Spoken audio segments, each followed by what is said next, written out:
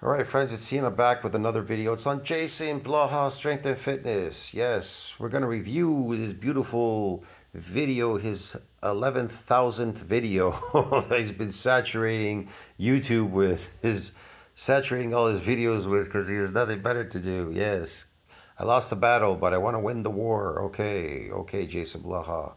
How to build massive forearms, bro. Okay, let's find out, Jason. Hey everybody, it's Jason Blaha here, and today I want to chat with you guys a little bit about forearm training and forearm development. Alright, first... Forearm training and forearm development. What are you training them to do? And what are you developing them for? Those are separate, yes. Up on the list. And I want to make this very, very clear, and I don't know why people don't grasp this. Yeah. But if your goal is to absolutely maximize forearm development, you need to pull without straps. You need to do the majority. What? I don't know about that, but you need to pull without straps. It's more like your grip strength. Aren't you talking about grip strength? That's why you're using straps. What does that have to do with forearms? I'm not saying that forearms are not part of it. They're being used in this movement as well as anything else. But yeah, it's more of an isometric movement since you're not doing eccentric concentric work here. This is isometric for your grip strength and your forearms. See? Have you ever tried doing a variation of eccentric concentric for your hands? For your hands. Well, there's what do you call it? Arm wrestlers, they do work for their fingers, eccentric concentric work for their fingers. So they'll grab, especially cables. They use a lot of cables and these, they use a lot of cables, all right? So they grip it, they grip the bar with their fingers, the top, and then they curl it. They keep curling it towards them. Yeah. So your forearms, the same thing. You can curl your forearms. Okay, so that's eccentric concentric work. But what is he doing here? Well, this is isometric because he's not moving. But he is using his body, is part of his body to lift that. So it's isometric, really. You're pulling without straps. That includes your rowing. It includes your deadlifts. All right? That's first and foremost, because otherwise you're going to spend a lot more time bridging the gap. All right? And we have to be clear on that. Yes, we can talk about flexion and extension, and we will. But the problem with eccentric concentric work in trained people is you get sarcoplasmic hypertrophy. It's really confusing. Again, look, man, muscle has a domain limit.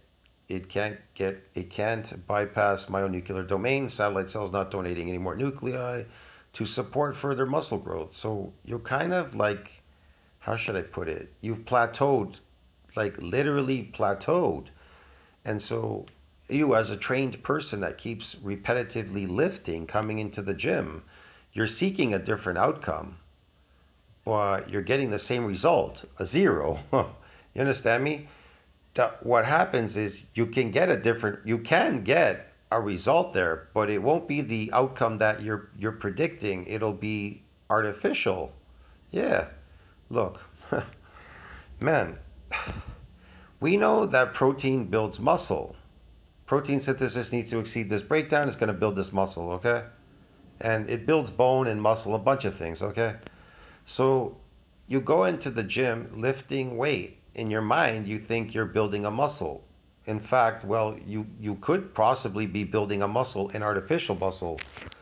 Inflammatory response, lactic acid, I don't know, blood flow restriction, and sarcoplasmic hypertrophy, which is based on glycogen loading in the muscle.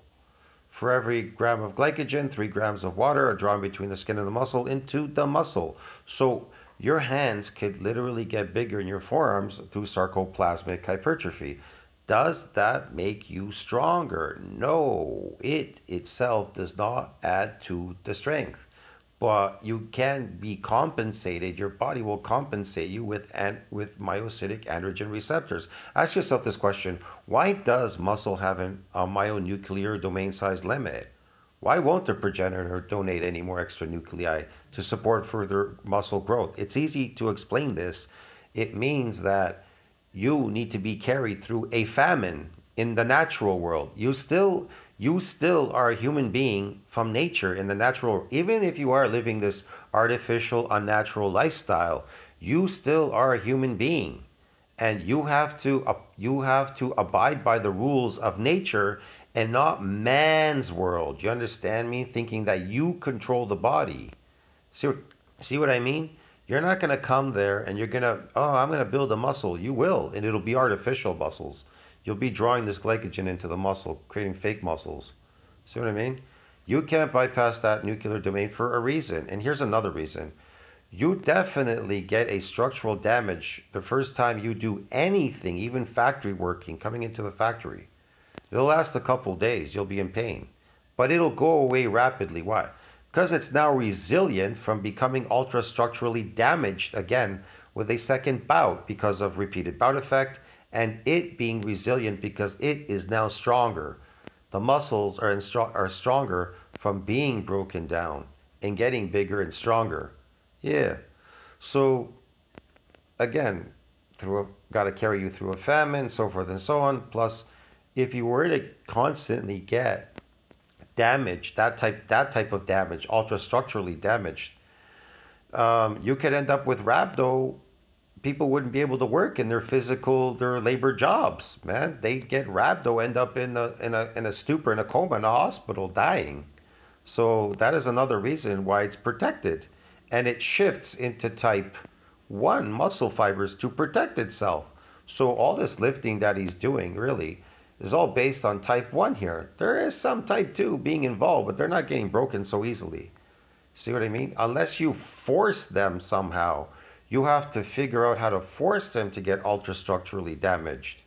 And again, they need to go through a repair and a remodeling. That could last a long time. That could last a week, 10 days, 14 days.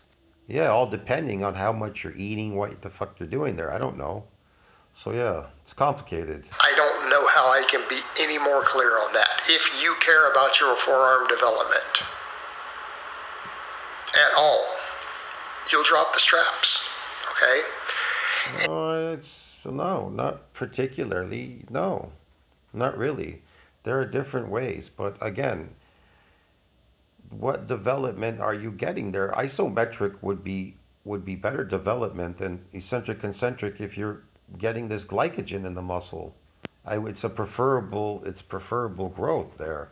That is a forced growth. You understand me? Isometric is a type of forced growth through what I would call gravity. Yeah. All right. Bar without straps. I've done 500 for 11 on a deadlift bar with a belt. But when we start really dropping all this other stuff and we just do the hard versions of these lifts, such as I'm pulling without a belt, I'm pulling on a stiff bar, right, with no flex in it. It's all harder. Forces us to use less weight. All right, your grip doesn't give out as easy. Same thing on these rows. I'm doing strict one-arm rows where I stretch at the bottom. You think farmer rows? It's isometric. A farmer walk. Sorry, rows. Farmer walks. You holding a weight and walking with it. Okay, you're getting it's an isometric move. It's isometric. You are walking, but it's isometric still. Yeah, that is an isometric exercise. Can I do these with a lot more weight? Yes. A lot of people do farmer walks because the tension is a lot longer. They're trying to keep the tension as long as possible on the frame, and their grip strength supposedly gets better. Of course I can. But if I do them strict like that and I've done all my pull-ups first at 95, don't, then train your damn grip. See, he's curling here actually. He's curling the weight. Look at this. So this is no longer isometric. This is eccentric concentric. Your grip is not going to limit you, and I hate it when people say that. It's such. The question is he training his grip strength here to lift something heavy? Not necessarily, but it's still getting work. There's still tension on the grip, and he's doing eccentric concentric work for his forearms. So you could say this is still isometric because he's standing doing this it's isometric and eccentric concentric. A cop out to just be weak. Look, I think people are confused about lifting, bodybuilding.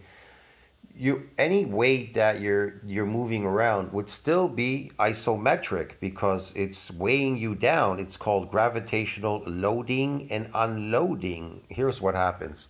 So you are moving these weights around and you're getting, it's an isometric, it's type of isometric movement. And so you're getting a gravitational loading. Okay, so these cells get disrupted and they kind of blow up. They kind of swell as well. They kind of swell. Okay, so you go home, you lay down in your bed, and guess what happens? You gravitationally unload. You understand me? The moment you stop lifting those weights or whatever the hell you're doing there, you gravitationally unload. Now, what's the difference between a guy like Jason Blaha? Let's say Jason Blaha, he weighs, I don't know, he says he's 215 pounds or something. Okay, there's a guy that weighs over 300 pounds. He's got to carry a lot of that extra weight, over 100 pounds more than Jason Blaha does. He's carrying 100 pounds more on him. That's a lot, 100 pounds. Have you ever walked with 100 pounds in a bag on your back? See what it feels like? So you're carrying all this weight, excessive weight, and you're bigger and stronger and carrying excessive weight. What is that going to do to your cells? Well, that's a type of isometric. You could call that isometric because his body is going to have to compensate him by making his muscles and bones bigger because he has to carry that 300-pound weight. If it didn't, it would feel excruciatingly painful for him to carry over 300 pounds on his frame walking around. 300 is a lot of weight, bro, to walk around, or 325 or 350, even 400. That is crazy, walking around at a body weight of 400 pounds. Why do you think these fat people, they weigh like 500, 400? It's isometric. Their body will compensate by giving them muscle and bone. Yeah, that's what it does. That's what it does. Jesus, man. I want my grip to limit my back. Well, then don't. Then train your damn grip. Again, I agree. Your grip should not be limiting. I've seen so many people walk around with weighted vests, but they don't understand that. They have to keep that vest on all the time. Not just, I got to walk in the street for an hour or two. It doesn't work like that. Your back. So if it is, why in the hell have you not fixed it? The solution is not to throw straps on and then have small, weak forearms. The solution is to train your grip. Train your grip to do what? To be good at doing these movements? Okay, I want to be clear. Look, arm wrestlers train their forearms to be resilient from being busted. So they do different variations. They do a lot of twisting motions. You understand me? They put their bones and the muscles under immense pressure, twisting and a bunch of things. Yeah. Clear. The solution is to train your grip. The solution is to train your forearms. The solution is to stop cheating on all the exercises. Okay. You guys want to do touch and go deadlifts and hitch and everything with a whippy bar, and then people want to cry when they don't have the grip strength to do it. Well, you don't have the glute or the hamstring strength to do it either. Quit cheating. They're not cheating. Quit cheating. They're not cheating. They're not training it to do that when they're lifting the heavy weight. They're training their body to lift something heavy. They're looking for a compound movement. What are you talking about? Separate. That's why they do eccentric, concentric. They don't think about the isometric part. Duh. There's your solution. Same thing on the rowing. Well, my grip is giving out. Well, number one, maybe you should be training your grip more. Number two, quit cheating. Yes, maybe somebody should applaud you. They're going super heavy when they're using straps. Blaha, you're not going super heavy. You don't need straps. Yes, okay. Find your possible with Lotto $6 million. Easy that is. If we stop using crutches and excuses for every single thing we do, it works. It works really well. Crutches. All right, how about, so it's still a good exercise. I mean, his body is subpar. His lifting is subpar. He just lifts like repetitively over and over again for no reason. I just don't get it, but whatever. To stay good at lifting something because he's so concerned that maybe his viewers would see him as being, oh, you're weak, you can't lift that weight. But people see him in the street and see him as a weak guy. People walk around, when he walks around in the street and they see him with his 12-inch arms, they see him as a weak dude. That's why he has to wear shirts that say deadlift on it. Yeah. However, maybe if you aren't getting, you'll probably be doing something. Okay, extension preference, I don't think it matters.